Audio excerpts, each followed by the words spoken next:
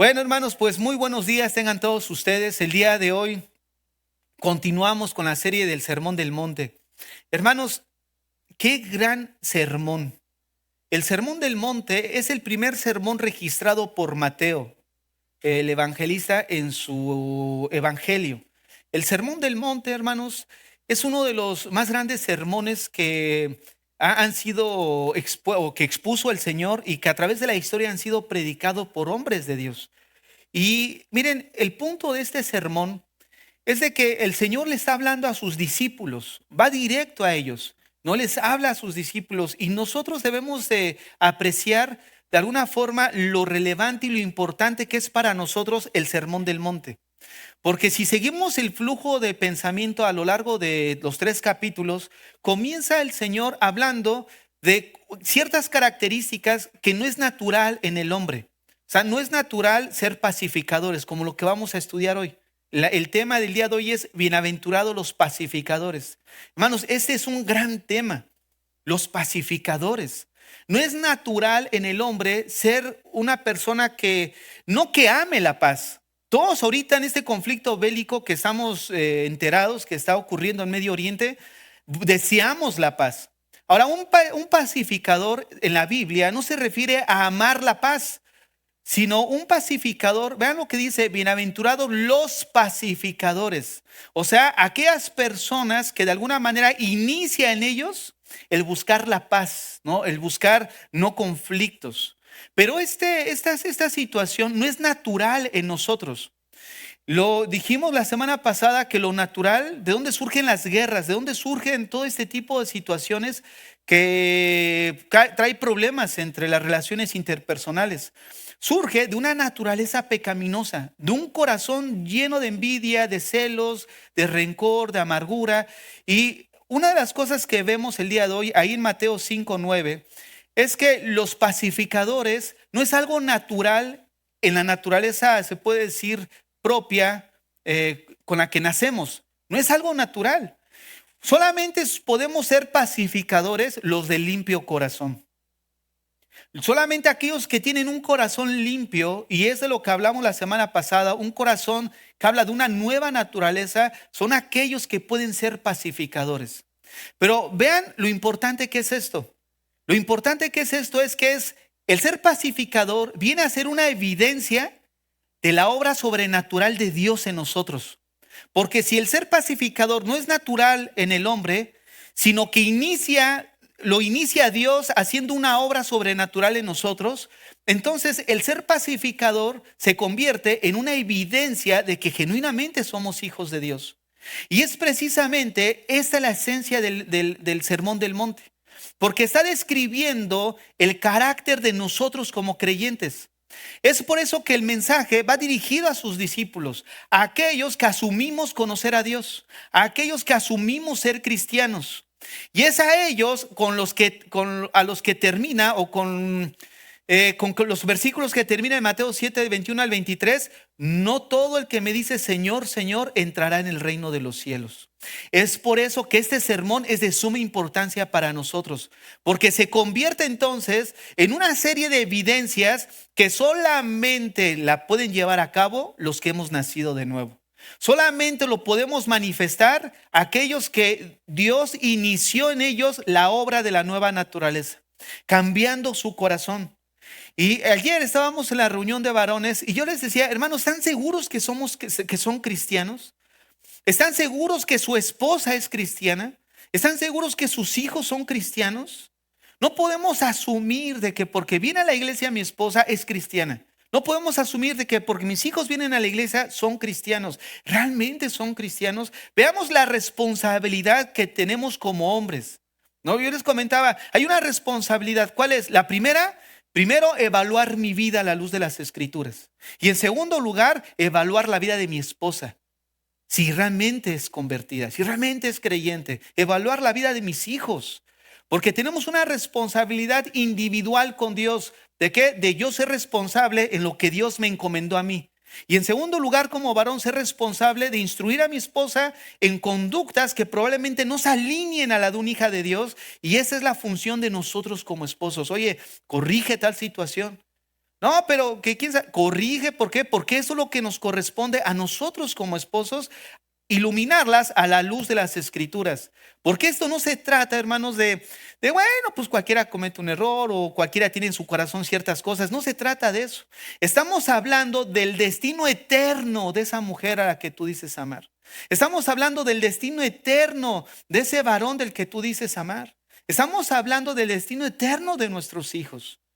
Fíjate nada más, esto nos ayuda a ver el Sermón del Monte bajo un lente de poner atención, de urgencia, de conocerlo, de ver si nuestras vidas realmente compaginan con las evidencias que vienen ahí, porque de lo contrario necesitaríamos considerar nuestros caminos. ¿Por qué? Porque todo el Sermón del Monte es un sermón de juicio. Y cuando hablo de juicio es que está la palabra de Dios dividiendo, entrando, penetrando en el corazón para evidenciar realmente lo que somos. Si no somos lo que el Sermón del Monte describe que debe ser un hijo de Dios, lo más seguro es que no eres un hijo de Dios. Ayer hablamos precisamente del amor. Y yo les decía, miren, cuando hablamos del amor pensamos que es un tema sencillo, pero ¿realmente será así?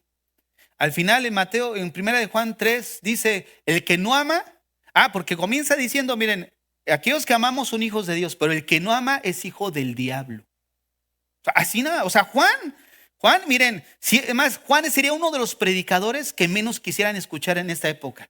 ¿Por qué? Porque Juan da con todo.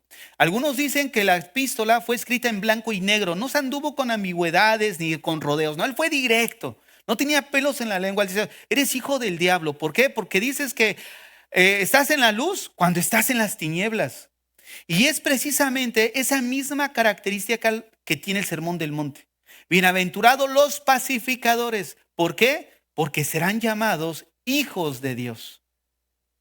Nos relaciona, el hecho de ser pacificador nos relaciona ¿qué? Con Dios, con su naturaleza. Por lo tanto, todo aquel que no es pacificador, y que muchas veces nos convertimos en instrumentos de guerra, ¿no? Lo más seguro es que debemos de considerar nuestros caminos. Hermanos, como ahorita yo les decía, ¿no? No es natural en el hombre el ser pacificador. Porque la pregunta sería, ¿por qué se rompen las relaciones de amistad? ¿Por qué se rompen las relaciones entre padre e hijos, entre hermanos, entre cónyuges, entre vecinos, entre compañeros de trabajo? ¿Por qué se rompen? Porque precisamente hay un corazón que de alguna forma necesita ser limpiado, necesita ser lavado, necesita ser cambiado para entonces nosotros convertirnos en pacificadores. Ahora, a lo que voy a hablar el día de hoy, en primer lugar es dar la idea de que no es un pacificador. Porque nosotros pudiéramos asumir que un pacificador simplemente es la persona tranquila, la que no se mete con nadie. No, eso no es ser pacificador, porque son las más tremendas a veces, ¿no? O incluso pudiéramos decir que un pacificador es el que simplemente se hace a un lado diciendo, con tal de no meterse en problemas, lo que sea. O sea, lo que sea, no quiero problemas. Eso no es un pacificador. Hermanos, nosotros necesitamos observar que solamente el hombre que tiene un corazón limpio puede ser pacificador. Y un corazón limpio, dijimos que un corazón implica 4 áreas: los pensamientos, la voluntad, la conciencia y las emociones. Ahora, eso implica tener un nuevo corazón porque abarca esas 4 áreas. Pero para yo ser pacificador, necesitamos primero que esa obra sea iniciada por Dios cambiando nuestro corazón. Ahora, observen lo siguiente. Si el evangelio, su esencia es de que Dios nos ha dado un nuevo corazón porque el problema era nuestra naturaleza, y ahora, según Ezequiel que leíamos la semana pasada, Dios nos dio un corazón con la capacidad de responder a Dios, nosotros nos hacemos responsables de nuestra vida espiritual. Antes de Cristo no podíamos responder de una manera que a Dios le agradara. Era imposible. Pero ahora que venimos a Cristo y el Señor ha cambiado nuestro corazón, nos ha dado una nueva naturaleza, ¿qué implica eso? Obediencia total, no necesariamente, pero sí implica que ahora nos ha dado un corazón en el que podemos responder correctamente a Dios. Y si podemos responder, entonces Dios te hace a ti y a mí responsable de cómo eres como esposo, de cómo eres como esposa, de cómo eres como hijo, de cómo eres como hermano en la fe. Tú eres el responsable. No el pastor, no el hermano ni las circunstancias. Eres tú la única persona responsable del estado espiritual en la que estás. Y una de las cosas precisamente que ahora la sociedad implica es que la persona o el paciente enfermo evada su responsabilidad porque está enfermo. O sea, él no es el responsable de sus acciones. Hermanos, una de las cosas que apunta la Biblia precisamente es que ahora como cristianos somos responsables. ¿Por qué? Porque Él te ha dado un nuevo corazón. Y si ese corazón implica tus pensamientos, ¿quién es el responsable de mantener bien tus pensamientos? Nosotros. Ahora, qué implicaría entonces ser un pacificador? Si el ser pacificador implica primero tener un corazón limpio, entonces una persona que puede ser pacificador es aquella persona que ha aprendido a dominar sus pensamientos. Y lo que vamos a estudiar el día de hoy es precisamente cómo purificar el corazón. Porque quiero que veamos, cuando nosotros venimos al Señor, uno dice, he pecado, he ofendido a Dios y tenías una mala posición judicial delante de Dios porque eras culpable. Por lo tanto, te hacías acreedor a la ira de Dios. Pero cuando una persona procede al arrepentimiento, tiene el perdón de Dios, cambia su corazón, esa posición de ser enemigo de Dios, ahora somos hijos de Dios.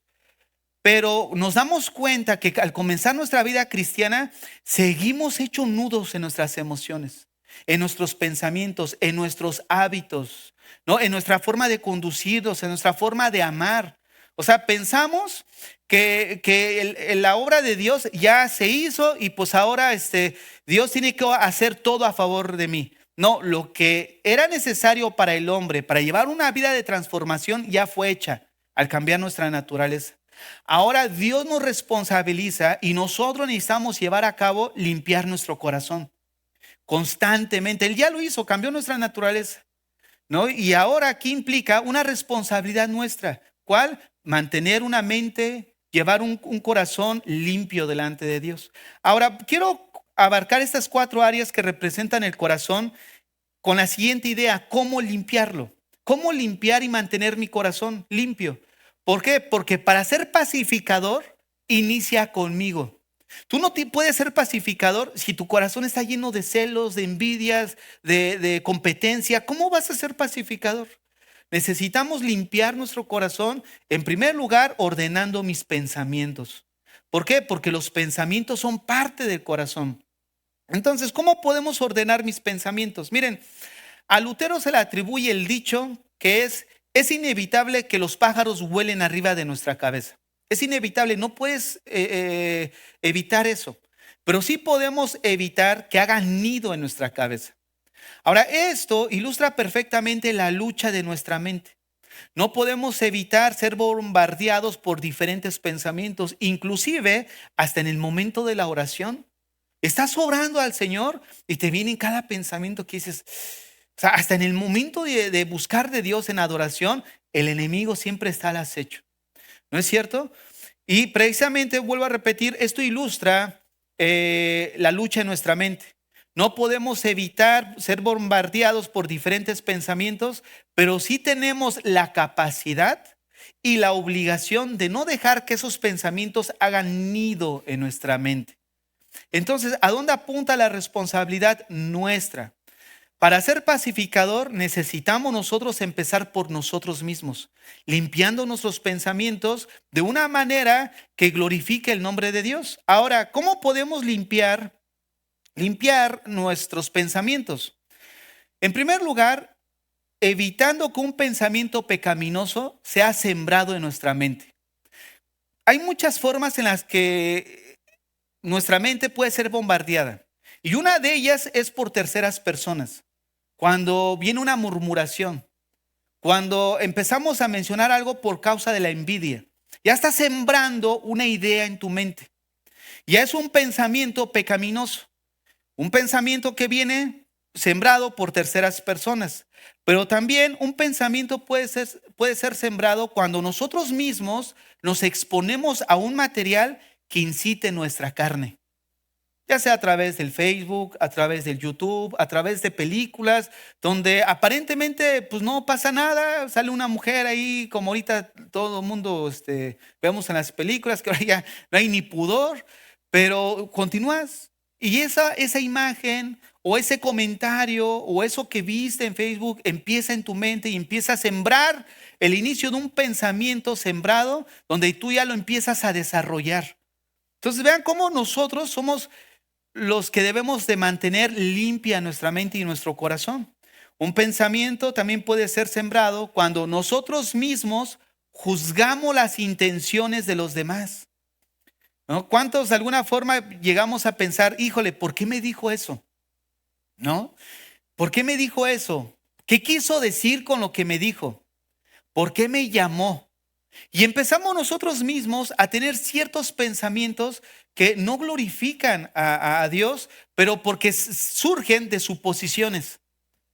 Y a veces no podemos evitar eso, ¿no? Oye, nunca me llamo y hoy me llama, qué casualidad. Oye, y hoy ¿por qué me saludó? ¿Qué se trae? Si nunca me habla. O sea, y empezamos en nuestro corazón a qué? A soltar el hilito del pensamiento. Y ahí ya estamos pecando. ¿Por qué? Porque empezamos entonces a juzgar las intenciones del corazón de la persona. Y nosotros no somos dioses para saber verdaderamente la intención del corazón. Mano, nosotros necesitamos creer en la persona, en el sentido de darle el beneficio de la duda. Oye, hermano, a lo mejor no te hablaba y Dios le habló ya a su corazón y genuinamente quiere entablar por lo menos una relación de cordial, ¿no? Y es ahí donde nosotros necesitamos liberar nuestra mente de eso. Oye, si hasta en el Facebook me mandó hay algo como que tirándome y ahora resulta que viene y me habla. No, hermanos, nosotros necesitamos limpiar nuestros pensamientos, dejar que nuestro corazón sea lavado. ¿Cómo? Con la palabra. Vean lo que dice Filipenses 4:8. Filipenses 4:8. Por lo demás, hermanos, todo lo que es verdadero, todo lo honesto, todo lo justo, todo lo puro, todo lo amable, todo lo que es de buen nombre, si hay virtud alguna, si algo digno de alabanza, en esto pensad. Ahora, si tus pensamientos de alguna forma encajan con esta descripción, gloria a Dios. Pero si tienes un pensamiento que no encaja con esta descripción, ¿por qué lo seguimos entonces deteniendo en nuestra mente? Hay veces que me ha tocado, de alguna forma, ¿no? Que me preguntan, hermano, ¿y cómo lo hago con mis pensamientos? Yo le digo de una forma, a lo mejor parece simplista, pero en realidad es así. Déjalo pasar nada más. ¿Cómo? Pues sí, hay cosas que tú estás alabando o haciendo cosas y de repente te viene un pensamiento, no le hagas caso. Déjalo pasar, empieza a pensar en un texto bíblico, adorar a Dios, pero no, déjalo pasar. Y yo creo que esa es por lo menos una de las cosas que me ha funcionado. Viene un pensamiento, yo no lo paro, como decimos normalmente, no le paramos bola, o sea, no le ponemos atención. ¿No? ¿Por qué? Porque al final de cuentas no es algo honesto, no es algo justo, puro. Por lo tanto, ¿por qué voy a tomar mi tiempo para tener ese pensamiento en mi mente? ¿Por qué vas a pasar tiempo pensando en lo que te dijo fulanita? ¿No? Pensando en lo que te dijo fulanito. Porque muchas veces nosotros nos convertimos en el cesto de basura de otra gente, ¿no? Y nosotros no podemos ser cestos de basura en ese sentido. Dice la escritura muy claro, todo lo verdadero, lo honesto, lo justo, lo puro, lo amable, lo de buen nombre, si hay virtud alguna y si algo digno de alabanza, en esto pensad. ¿En qué pensamos nosotros? Tenemos muchas cosas que pensar, ¿no? Pero es justo, se conforma a lo que hay virtud en ese pensamiento. Miren, por ejemplo, lo que dice Isaías 55:7. Aquí es importante, hermanos, no dejar que nuestro corazón se contamine. Vean lo que dice, deje el impío su camino y el hombre inicuo sus pensamientos. Pero quiero que vean cómo hay una relación entre los pensamientos con la manera impía de vivir. O sea, una forma impía de vivir, de alguna forma, ¿qué va a producir? Pues pensamientos impíos. Pero nosotros como cristianos ya estudiamos en las bienaventuranzas que todo inicia en Dios, dándonos una nueva naturaleza. Ahora, si nosotros tenemos un corazón nuevo, una nueva relación con Dios, ¿qué se espera de nosotros? Fomentar y alimentar esa relación. O sea que no es algo sobrenatural el día de mañana que tú te levantes y ya seas un super Pablo. No es un acontecimiento único donde hoy vamos a orar para que sean más santos. Todos, hermanos, todos estamos en la misma posición de ser justificados delante de Dios, pero no todos nos encontramos en la misma posición de santidad. ¿Por qué? Porque algunos todavía siguen teniendo ciertas permisiones. Y es ahí donde nosotros mismos, al otorgar ciertas permisiones en nuestra mente, está produciendo en un momento dado que nos detengamos en nuestra santificación. Y recordemos que todo lo que tiene relación con Dios tiene que ser puro y santo. ¿No? Todas las cosas en el Antiguo Testamento vemos que está el sábado santo, el día santo, ¿no?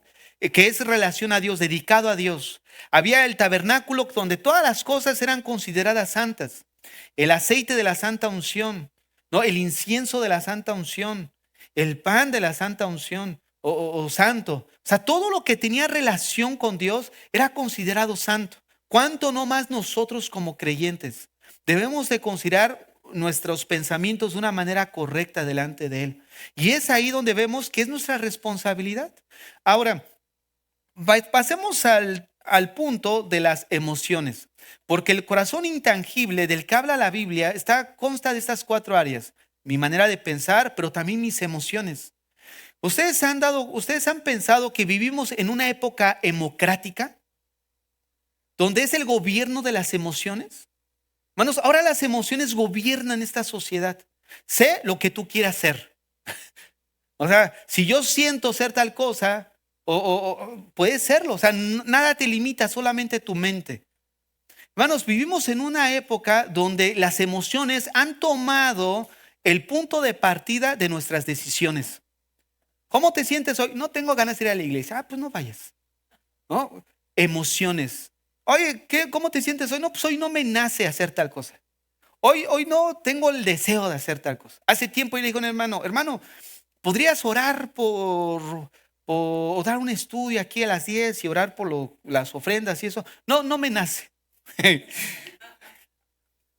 A veces soy paciente, porque yo me pongo a pensar, dile eso al Señor. No me nace. Hermanos, a veces hacemos cosas que no medimos lo que estamos diciendo.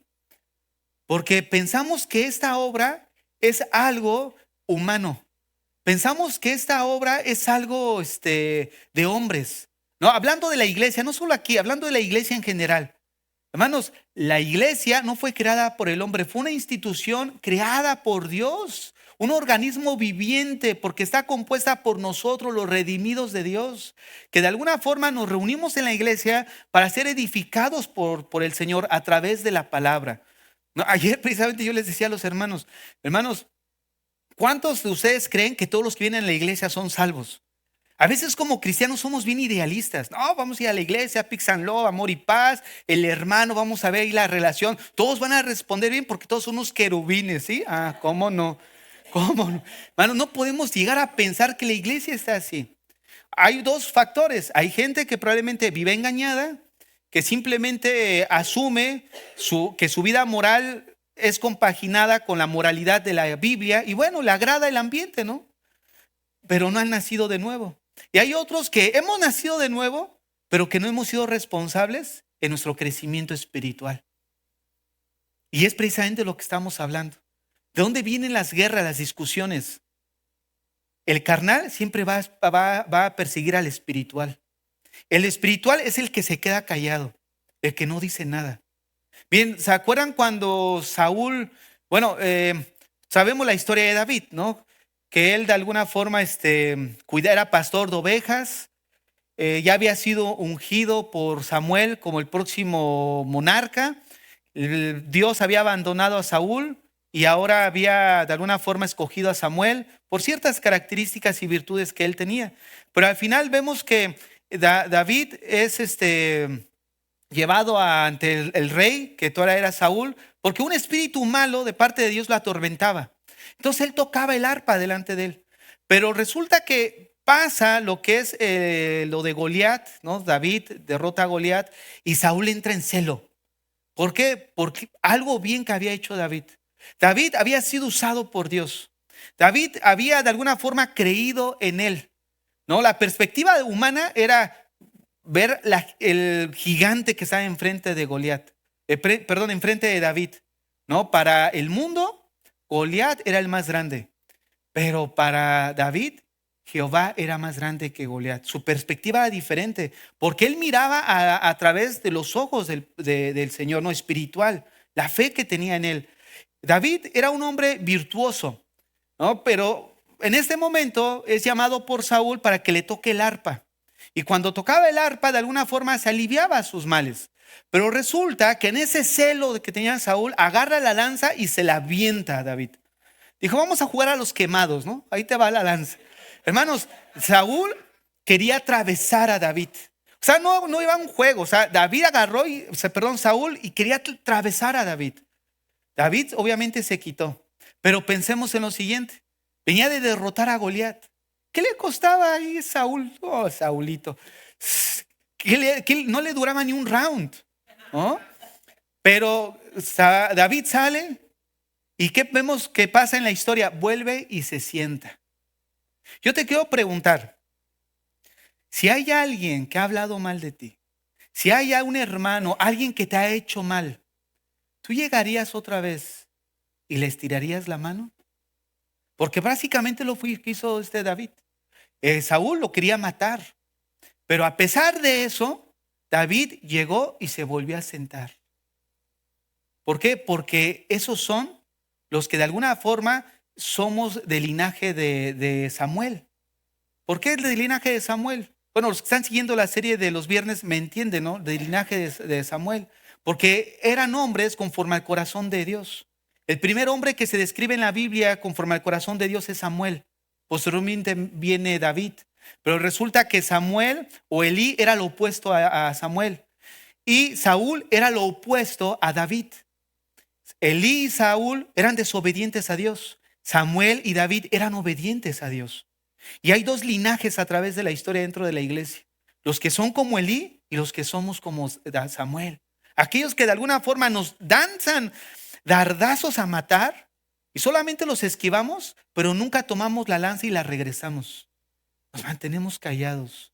¿Por qué? Porque para ser pacificador hay que saber cuándo callar. Pero los que somos de mecha corta, no, nada más esperamos la ocasión. Te lo dije. Yo sabía, mira, ya salió el peine, decimos, no. Los que de alguna forma somos de esta naturaleza de Dios, guardamos silencio. Ahora, probablemente tienes el corazón transformado por Dios, pero estás luchando. No aguantas los deditos para mandar el texto, ¿no? O los deditos para llamar, ¿no? Y para buscar la ocasión para regresar la lanza. Pero hermanos, nosotros somos pacificadores. Dios, cuando Jesús menciona bienaventurados, los pacificadores, no los que aman la paz. Nosotros necesitamos ser pacificadores, ser un medio usado por Dios para traer la paz. Pero no podemos manifestar paz a los demás si nuestro corazón, en nuestros pensamientos y en nuestras emociones no estamos ordenados, no las gestionamos de una manera correcta de acuerdo a la Biblia. Porque ahora el cristianismo en las iglesias es puro emocionalismo. No sentía a Dios en la iglesia, por tanto Dios no estuvo en la reunión. Hace mucho tiempo una hermana se metió aquí a la iglesia y empezó ahí a hacer un desorden, ¿no? Ya la habíamos ubicado y siempre se me olvidaba y porque de una u otra forma, cuando ya estaba el servicio, ya la veía ahí. Dije, híjole, no la agarré antes. Y un día llegó y la ubiqué, dije, ay, ahora sí, me la llevé para atrás, ¿no? Dije, hermana, le digo, pues le quiero decir que con todo respeto, pues que en esta iglesia hay orden, no promovemos el desorden, ¿no? Y pues de alguna forma lo que usted está haciendo, pues es causar un desorden y no lo vemos correcto. Y bueno, como pastor y responsable de la iglesia, me veo en la necesidad de explicarle. Y dice, no, está bien, pastor, dice, pero es que honestamente yo lo veo a usted y veo aquí la iglesia y usted está en pañales espirituales, dice. Y yo me quedé y le digo, bueno, hermana, mire, yo estaré en pañales espirituales, pero aún así no puede hacer lo que está haciendo, ¿no? Y le digo, hermana, yo veo que ha venido, le digo, ¿de dónde viene? No, pues lo que pasa es que yo tengo una iglesia, dice. Le digo, usted tiene una iglesia, sí, pero yo no sé por qué el Señor me manda aquí, pero ya me di cuenta, dice, porque usted está en pañales y necesita el fuego de Dios y el Espíritu y todo, ¿no? Le digo, mira, hermana, con todo respeto, ¿por qué no va a su iglesia de donde pertenece? No, porque aquí no hay cabida para eso. Ahora, si usted quiere venir, pero tiene que asumir el orden que tiene la iglesia. Pues no puede venir usted ya. Pero así, fíjese que somos pañales espirituales, me dijo. Pero dije, bueno, hermanos, somos tan emocionales porque pensamos que si no te agarran de la cabeza y te giran y caes al suelo, entonces no. Hay algunos hermanos que sí necesitamos orar para darle sus cachetazos espirituales. Ahí sí, vamos a romper un poco la formalidad para que, pero va a ser de bendición. Hermanos, nosotros necesitamos ver, así es el cristianismo en la actualidad, ¿no? Cuando estuvimos allá visitando otras iglesias, uno de los pastores se levantó porque los hermanos veíamos como que querían, ¿no? Así como que sentir el rock and roll espiritual, ¿no? Y el pastor agarra y le dice, hermanos, esto no es emocionalismo, esto es el evangelio que sí cambia vidas.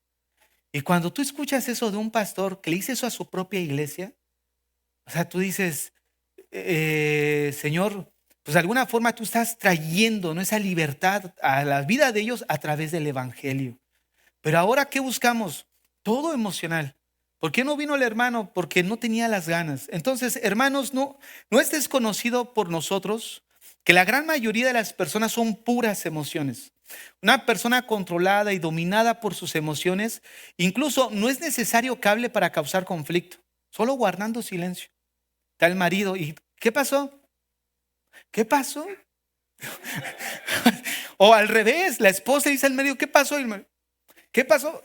Miren, no es necesario abrir la boca. Mantenerla cerrada también causamos ciertos conflictos, ¿no? O los gestos. Miren, la comunicación es verbal, escrita y también con gestos. Ya sabes, ¿no? Ya sabes cuando ya se convirtió en un kamisake, ¿no? De esto, de las comunicación de gestos. Hermanos, aún peor, una persona dominada por sus emociones tiene un medio que todavía es más peligroso, es la lengua. Algunos le llaman la sin huesos, otros le llaman la venenosa, pero como se llame, es peligrosa. Por eso algunos dicen que Dios, por eso en su sabiduría la encerró detrás de los dientes. Y muchos haríamos bien en mantenerla ahí cerrada, ahí encarcelada, porque solamente hay veces que dices algo, híjoles, ¿para qué lo dije? ¿No es cierto? Ya lo dije. Y desearíamos regresar otra vez atrás para no haber dicho, pero ya mandaste el misil, ya causó daño, ya causó efecto. Y nosotros necesitamos controlar ese miembro que Dios puso en nosotros, muy pequeño pero que causa mucho daño y que muchas veces se convierte en un medio de nuestras emociones para causar daño a los demás. Por eso Santiago menciona que todo hombre sea pronto para oír, tardo para hablar y tardo para airarse. Una de las formas, hermanos, para ser pacificador es aprender a no hablar cuando es necesario callar. No está, a veces en el matrimonio se da, ¿no? Uno de los dos, pues como a todos nos pasa, no estamos en los 5 minutos, estamos con fricción y llegas frustrada o frustrado, hay mucha presión, estrés y llegas a la casa que esperas que sea un lugar de refugio y ya ahí se empieza la Tercera Guerra Mundial, ¿no? Y empiezas a cállate, no, tú cállate, que te calles, no, tú más, y empezamos a gritar más. Pero hermanos, es sabio guardar silencio. Yo lo he aprendido, guardar silencio. Miren, nosotros como hombres a veces nos cuesta más trabajo por la cultura, ¿no? Por el medio en el que crecimos. ¿Cómo voy a dejar que una mujer me grite? ¿No? Y la mujer está, a lo mejor, pues hormonalmente no está en una etapa bien y empieza a levantar la voz. lo más sabio como varones es guardar silencio. ¿Por qué? Porque es ahí donde nosotros nos convertimos en pacificadores. No pierdes nada. Hay veces que pensamos que el no dejarnos habla de carácter. Y como bien dice luego mi esposa, aquellas personas que manifestamos un carácter así, y yo creo que lo dice por eso, yo fui su inspiración a esa frase. Todos aquellos que de alguna forma piensan que al no dejarse o no hacer esto, son fuertes en carácter, pero son los más débiles. ¿Por qué? Porque no controlan su carácter. Y es cierto, nos convertimos en las personas más débiles. ¿Por qué? Porque no tenemos un control sobre nosotros mismos. No aprendemos a someternos. Y esto es una responsabilidad de quién. Es que fui a la reunión y Dios no tocó mi vida. No, esto es una responsabilidad tuya en tu corazón. Cerrar la boca, guardar la calma, la compostura, ahora sí que la tranquilidad, eso es parte de nosotros, ¿no? Entonces, nosotros necesitamos ver que somos usados muchas veces para causar conflictos. Somos usados para causar conflictos en vez de ser usados por Dios para edificar a la demás gente. Si algo que escuchaste no es de bendición, no lo repitamos, no lo digamos. ¿Cuál es el fin de decir algo que no va a edificar? ¿No? Y es ahí donde nosotros necesitamos considerar lo que decimos. Vayamos a Efesios 4:29. Efesios 4:29. Efesios 4:29. Vean lo que dice. Ninguna palabra corrompida. Esta palabra en el original quiere decir podrido, que no vale nada, no tiene, es vano. O sea, no hay un fruto en eso, más que obviamente lo malo. Ninguna palabra corrompida salga de vuestra boca, sino la que sea buena para la necesaria edificación a fin de dar gracia a los oyentes. Lo que vas a decir va a edificar o vas a hundir más a tu esposa. De por sí anda deprimida y anda sus días y tú, otra vez llorando, otra vez así. Y no hay esa empatía. Miren, la palabra más que se asemeja a la empatía bíblicamente es la misericordia. No somos misericordiosos con la gente. No, y nosotros necesitamos ser misericordiosos. No tomar ese trato. A veces, miren, todos en un momento dado nos convertimos en un momento en personas insoportables a veces, ¿no es cierto? Dale su espacio. Ya cuando ves que ya se calmaron las aguas, regresas. ¿No? A veces cuando yo estoy con mi esposa y hay una situación difícil, y a lo mejor le tocó a ella, ¿no? El iniciar, y ya yo le doy el tiempo. De repente hablamos, pero no le regreso. Es que tú lo quieres. No, ya pasó. ¿Han visto esos niños cuando se pelean? Que tú los ves y se agarran. Y después pasa la media hora por la tarde y están jugando juntos. Y ni se acordaron de lo que pasó. Tú le dices, oye, no, es mi super amigo. Y ya lo querías matar hace una hora atrás. ¿No? Y así, esa es lo que la Biblia menciona cuando dice sean como niños. Pero muchos guardamos en nuestro corazón el rencor. Por eso dice la Biblia que el amor no guarda rencor. Y la palabra rencor ahí es un término que se utilizaba, o todavía se utiliza, es un término contable, donde se refiere a guardar todo el historial de las cuentas. Eso es bueno para una corporación, pero no es bueno para las relaciones personales. ¿Por qué? Porque viene entonces la persona y ¿qué? Sacas tu listota, ¿no? Sacas tu lista que parece ADN, o sea, bien larga, ¿no? Sí. O sea, y ahí empiezas tú a mencionar, pero te acuerdas tal día, tal cosa, aquello, lo otro. Y nosotros necesitamos amar. Eso es lo que nosotros necesitamos mencionar, amar a los demás. Ahora, muchos dicen, amar, qué fácil es amar. ¿Sí? ¿Será fácil? Una de las dos primeras descripciones de que menciona Pablo en 1 Corintios 13 es el amor es sufrido, es benigno. Con esas dos puras descripciones, miren, nos quedamos secos. ¿Por qué razón? Porque el amor ahora humano es bien egoísta. Te amo si tú me das. Te amo si tú me cumples. Ya está la mujer enojada. ¿Por qué? Porque el marido no le cumple. ¿Eso sería amor? ¿No sería un amor de alguna forma egoísta? Y el amor ágape que describe la Biblia es dar sin esperar recibir. ¿No es cierto? Pero entonces el marido está, ya te di. ¿Y tú qué? ¿no? Si diste en amor, pues si bien te regresa o te corresponde, está bien. Si no, el amor que nosotros vemos de parte de Dios es ese amor, el ágape, el que da sin esperar recibir, el que no es pasivo, es activo. ¿Por qué? Porque no solamente dice Dios, los amo, pero pecaron, se van a condenar, qué lástima. Pero los amo mucho y así somos nosotros. Pero el amor de Dios no es así. El amor de Dios, los amo. Y como los amo y mi amor es ágape, entonces se va a manifestar este amor a través de mi acción. Dio a su Hijo. Porque de tal manera amó Dios al mundo que ha dado. ¿Cómo se manifestó el amor? Dando a su Hijo lo más preciado de él, lo único que tenía, su único Hijo. Ese es el amor ágape. El amor no es sufrido.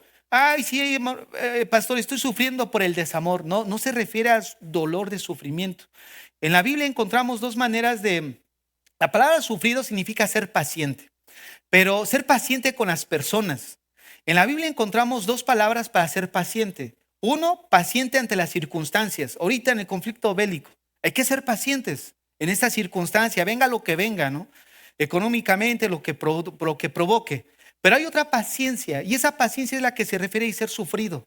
Una paciencia es ser paciente con la persona que está a tu lado. Crisóstomo decía que era la virtud de ser ofendido y ser dañado por otra persona y que tú tengas la oportunidad de regresársela y no hagas nada. Eso es ser sufrido. Ahora yo pregunto a las parejas aquí, a los hijos, a los padres, ¿has sido sufrido? La primera que te hizo tu mujer, ya saldaste la cuenta, ¿no es cierto? Y sufrido significa eso. El tener la capacidad de que te estén diciendo y haciendo y no responder con la misma moneda. Lo que David hizo. Le aventó la lanza y él no se la regresó. ¿Por qué? Porque esos son los creyentes. Esos son los pacificadores. Esos somos nosotros como hijos de Dios. Eso es lo que tú eres. Por lo menos lo que Dios espera de ti. Dios espera eso de ti. ¿Por qué? Porque bienaventurados los pacificadores, porque seremos llamados hijos de Dios. No, sufrido. El amor es sufrido, es paciente. La palabra paciente es como el complemento de ser sufrido, porque se refiere a una persona que ha sido dañada por otra y ve que esa persona que te dañó está pasando por algo difícil, no solamente se compadece, sino que busca lo necesario para apoyarlo en su necesidad. Y ya con eso ya quedamos fritos todos. El amor es sufrido, es benigno. No, es paciente, es sufrido y es paciente. Es un complemento de palabras, de actitudes que Dios espera de nosotros. Esto es lo que debemos ser pacificadores. Pero si en tu corazón no hay amor por las ovejas, no hay amor por tu hermano, por tu esposa, entre nosotros, nunca vas a ser pacificador. Y la Biblia dice que Dios derramó su amor en nosotros por medio de su Espíritu. Si no manifiestas este tipo de amor, dice Juan, se los voy a leer para que no digan que les miento. Primera de Juan, capítulo 3.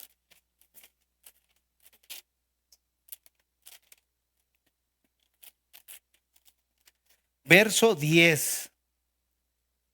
En esto se manifiestan los hijos de Dios, hijos de Dios, la relación, y los hijos del diablo. Todo aquel que no hace justicia y que no ama a su hermano no es de Dios. Pero pastor, no sabe lo que me hizo. Perdona. Pero no puedo. Perdona. Ama. Porque ahora tenemos la capacidad y tú eres responsable de hacer eso. No es el pastor, eres tú. Mira lo que dice el verso 11. Porque este es el mensaje que habéis oído desde el principio, que nos amemos unos a otros, no como Caín, que era del maligno y mató a su hermano. ¿Y por qué causa lo mató? Porque sus obras eran malas y las de su hermano justas. 14. Nosotros sabemos que hemos pasado, fíjate la evidencia. ¿Cómo sabes que has pasado de muerte a vida? En que amamos a los hermanos. El que no ama a su hermano permanece en muerte. Y todo aquel que aborrece a su hermano es homicida, y sabéis que ningún homicida tiene vida eterna en él. Es bien claro el texto. No necesitan interpretación, ¿no? Pero ¿cómo es? nuestra relación entre nosotros debe de ser esta, ser pacificadores. ¿Por qué? Porque somos movidos por el amor de Dios que ha sido derramado en nuestro corazón. Amas realmente a tu esposa, amas realmente a tu esposo, amas a tus hijos, amas al hermano que está a tu lado, aquel por el cual Cristo murió por él. Fíjate, él es tu hermano, somos de la familia de Dios. ¿Cómo podríamos nosotros estar peleados entre nosotros mismos si pertenecemos a la misma familia? ¿Tú soportas a tus hijos ver pelear? ¿Tú crees que Dios Padre, que todos somos sus hijos, va a soportar vernos pelear? Hay un texto, ahorita no me acuerdo el capítulo en el Antiguo Testamento, donde dice que Él como el Padre y como el pastor principal va a arreglar cuentas entre oveja y oveja. Porque luego la más gorda, la que se cree más espiritual y esa abusa de la más que según está comenzando. Y el Señor dice, yo voy a hacer cuenta entre oveja y oveja. Se van a arreglar conmigo, ¿te imaginas? Es como cuando tu esposa te dice, mira, estos siguen peleándose. Y tú, ay, pásamelo, ahorita que llegue a la casa. No, ahorita que llegue. O sea, ¿te imaginas el Señor? Yo voy a ajustar cuentas. O sea, ni siquiera es con el pastor de la iglesia, es con el Señor. Necesitamos ver la realidad en la que estamos. Romanos 14, 19. Romanos 14, 19. Así que sigamos lo que contribuye a la paz y a la mutua edificación. Vean, siempre se nos manda a nosotros como cristianos a contribuir a la paz. ¿Por qué? Porque ahora se entiende que tenemos un corazón limpio. Y ahora tenemos la capacidad para primeramente ser pacificadores, porque comenzamos nosotros a gestionar nuestros pensamientos, nuestras emociones, nuestra voluntad y nuestra conciencia. Y esto me lleva a pasar al tercer punto. Para ser pacificador se requiere de la voluntad. La voluntad es parte de este corazón intangible. Esto implica que tú decides qué vaso quieres ser. Un vaso de honra o un vaso de deshonra. Tú decides si el ambiente en el hogar se convierte en un campo de batalla de la Tercera Guerra Mundial o un pedacito del cielo aquí en la tierra. Tú decides, tú pones el ambiente. Tú eres responsable de mantener tu sana relación con tu prójimo. O simplemente dejar que por no ser un pacificador se rompa esa relación. Vean lo que dice Efesios 4:22. En cuanto a la pasada manera de vivir, despojaos del viejo hombre. No, fíjate, despojaos a la pasada manera de vivir. ¿Cómo era tu manera de vivir? No, pastor, pues es que yo era bien violento, yo era así, yo era el otro, yo era de los que no me dejaba, de los que no me dejaba pisar y usted sabe, ¿no? Sí, yo sé que no has nacido de nuevo. O sea, ya de entrada me estoy dando cuenta. No, dice aquí que toda esa pasada manera de vivir, despójate. Fíjate, despójate. No dice te voy a despojar. No, es una responsabilidad nuestra la santificación progresiva, porque básicamente está hablando de nuestra santificación. El cristiano es santo por dos cosas. Es santo como el resultado de la obra de Dios a favor nuestro, porque el sacrificio de Cristo nos ubicó en una santificación de posición. Ante los ojos de Dios somos vistos como santos. Pero también hay otra santificación que es la santificación progresiva. Y esa es donde nosotros como creyentes somos responsables. Tú eres responsable de eso. Y es aquí de lo que está hablando. En cuanto a la pasada manera de vivir, despojaos del viejo hombre, que está viciado conforme a los deseos engañosos. Fíjate, está viciado. Y renovaos en el espíritu de vuestra mente y vestíos del nuevo hombre creado según Dios en la justicia y en la santidad. Hermanos, es por eso que los intelectuales del mundo dicen que el hombre tiene dos mentes, la mente emocional y la mente intelectual. Y generalmente y lastimosamente el mundo se dirige o se conduce bajo la mente emocional. Pero eso no es para nosotros como cristianos. Nosotros como cristianos nos dirigimos en base a principios bíblicos. Por ejemplo, hay un conflicto y la Biblia dice ama. Tú dices, no puedo perdonar, ¿no? O sea, perdona, dices, no puedo perdonar. ¿Por qué? Porque no me nace perdonar, ¿no? Entonces, ¿cómo es que nosotros como cristianos debemos de conducirnos? La Biblia no te pone el perdón como algo opcional. La Biblia te pone el perdón como un mandato, perdona, es una decisión, es un acto de la voluntad. ¿Y por qué muchos no lo hacen? Porque emocionalmente están gobernados. Entonces, muchos no arreglan su situación personal porque son cautivos de sus emociones. Pero la Biblia dice, el principio bíblico, ¿cuál es? Perdona. Entonces, eso es lo que debemos de hacer nosotros, conducirnos en base a principios bíblicos, ignorar lo que yo siento, porque por lo que tú sientes y porque el mundo siente alrededor en este mundo, es por eso que se van a ir al infierno, hermanos. Hermanos, esto es un tema importante. ¿Por qué? Porque está en juego tu destino eterno. ¿Dónde vamos a estar? Porque al final la manera en cómo nos condujimos o conducimos delante de Dios va a representar lo que realmente somos en Él, hijos de Dios. En cuarto lugar, nosotros necesitamos mantener limpia nuestra conciencia. Segunda a los Corintios 8:21. Segunda a los Corintios 8:21. Procurando hacer las cosas honradamente, no solo delante del Señor, sino también delante de los hombres. ¿De qué nos habla esto? Miren, la segunda carta a los Corintios es una defensa de Pablo a su ministerio. Y cuando tú hablas, es una de las cartas donde habla mucho de la conciencia. Y aquí va implícita la conciencia, porque mira lo que dice: procuro hacer las cosas honradamente, no solo delante del Señor, sino también delante de los hombres. ¿Eso de qué nos habla? De una conciencia limpia.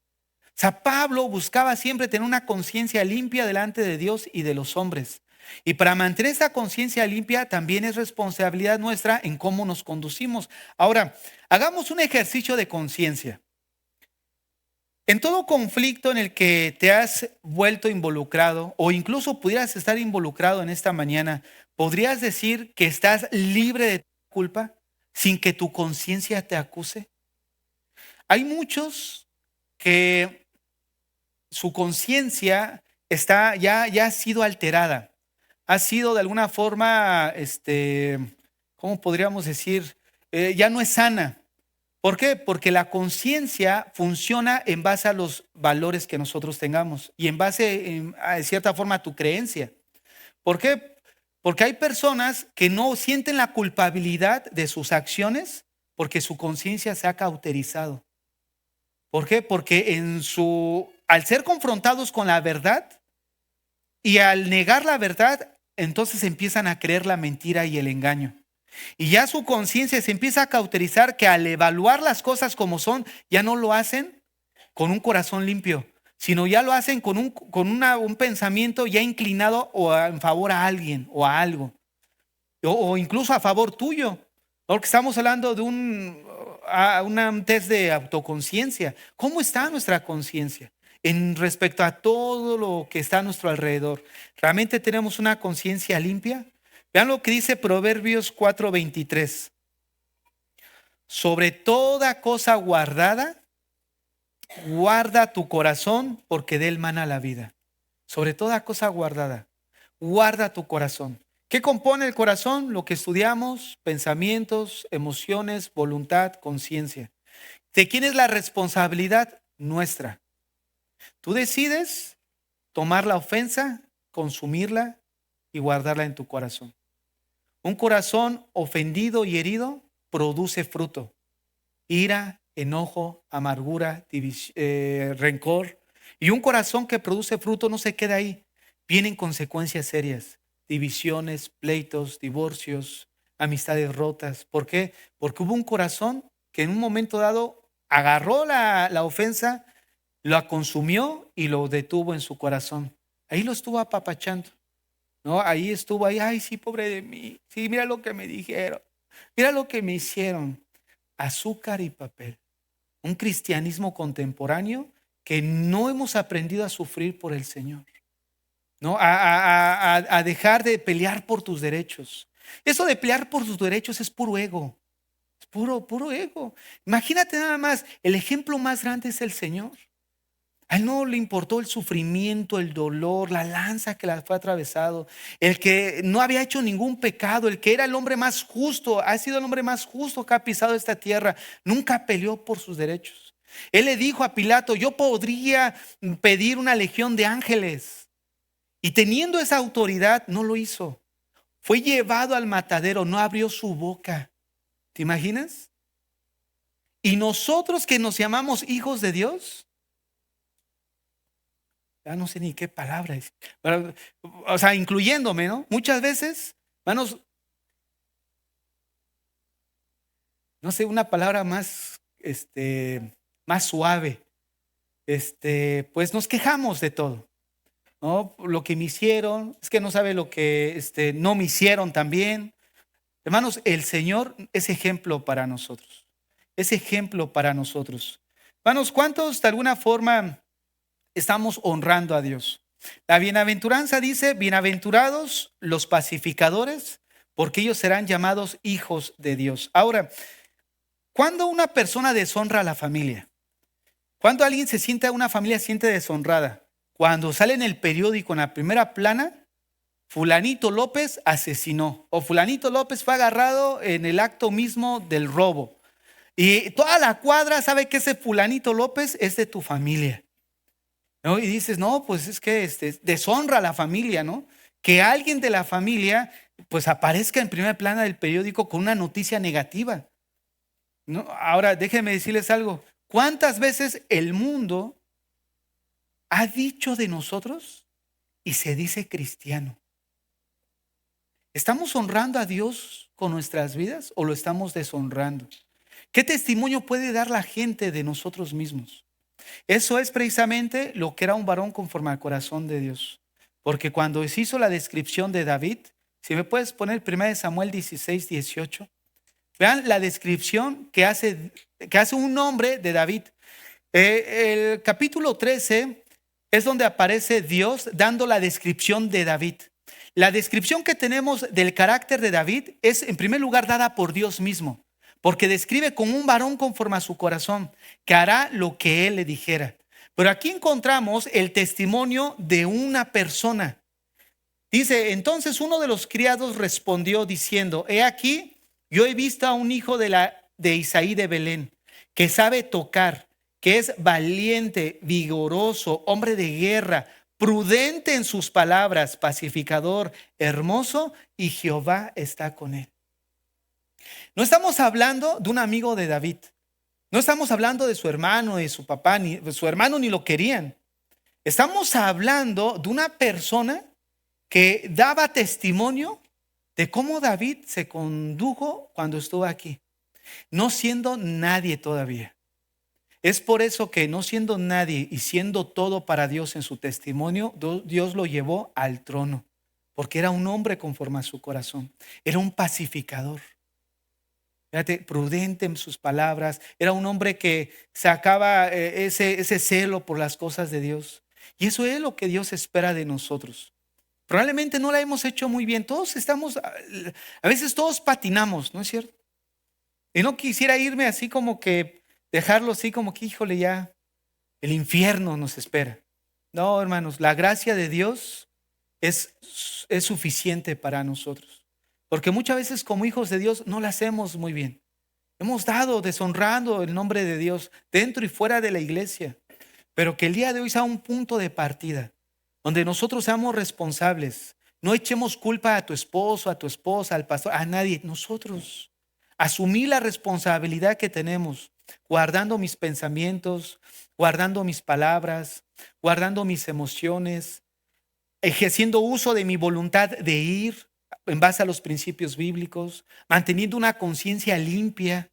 Eso es lo que Dios espera de nosotros. Señor, en esta mañana venimos delante de ti, reconociendo, Padre, que estamos muy lejos de alcanzar una madurez espiritual en donde podamos manifestar, Padre, todas estas virtudes de las que hemos estudiado el día de hoy. No cabe duda, Señor, que todo esto es obra tuya en nosotros, porque humanamente, Señor, no nos nace ser pacificadores. Humanamente buscamos la venganza, buscamos la guerra, el pleito, devolverla o devolverle el mal que nos hizo. Pero en esta mañana estamos aquí delante de ti, rogándote que tengas misericordia de nosotros. que limpies nuestro corazón, mis pensamientos, mis emociones. Me ayudes, Señor, a ser sabio, a gestionar de una manera correcta, bíblicamente, mis pensamientos, mis emociones, para que afecte de una manera correcta mi voluntad en mi comportamiento y de esa manera, Señor, poder tener una conciencia limpia delante de ti. Aquí estamos delante de ti, Señor, rogándote que limpies nuestras vestiduras, que limpies nuestra maldad, nuestro pecado. Si en esta mañana hay alguien que no ha limpiado su corazón delante de Dios, que vives en pleitos, en guerra todavía, internamente y con la persona que estás cerca. Dice la Biblia que todo hombre nace en guerra en contra de Dios, que somos enemigos de Dios. No encuentras esa paz en tu vida, no encuentras esa tranquilidad porque eres enemigo de Dios. Vives enemistado de Dios. Y para poder experimentar la paz en nosotros, ser pacificadores, primero necesitamos hacer la paz con Dios. ¿Cómo podemos hacer la paz con Dios? Te preguntarás en esta mañana. La Biblia dice, arrepentíos y creed en el Evangelio. Arrepiéntete, porque hemos ofendido a Dios. No hay justo ni aun uno, no hay quien busque a Dios. Todos se han desviado. Hemos ofendido a Dios con nuestras acciones, con nuestra vida. Y es ese pecado el que nos constituye enemigos de Dios. Pero el Evangelio, las buenas noticias, es de que alguien pagó por ti. Que alguien derramó su sangre en una cruz para que vengas y corras a Él a refugiarte y recibas el perdón de Dios. Pídele perdón al Señor ahí donde estás. Dile, Señor, perdóname. Limpia mi corazón. Dame un corazón nuevo, Señor. Dame una naturaleza que ahora pueda responder a tu voluntad. Donde ahora yo pueda tener la capacidad de ser obediente, Señor. De gestionar mis pensamientos, mis emociones correctamente delante de ti. Y que eso se va a manifestar en una relación de pacificador con los que me rodean. Pero va a ser el producto de una obra que tú haces en nosotros, Señor, donde que tú iniciaste en nuestro corazón. Limpia nuestras vidas, lava nuestros corazones, Señor. Purifícanos. Haznos hijos tuyos, Señor. Te recibimos en nuestras vidas como Señor y Salvador, Padre. Limpia nuestro corazón, nuestra vida, Señor. Padre, como creyentes aquí estamos delante de ti, rogándote, mi Dios, que nos des entendimiento, sabiduría, para poder ser responsables de nuestra vida espiritual. Ayúdanos, Señor, a poner en práctica todo lo que hemos visto el día de hoy y que sea de edificación, no solamente para nosotros, sino también para aquellos que nos rodean en nuestra vida cotidiana, Señor. Recibe tú toda la gloria y la honra en Cristo Jesús. Amén. Amén.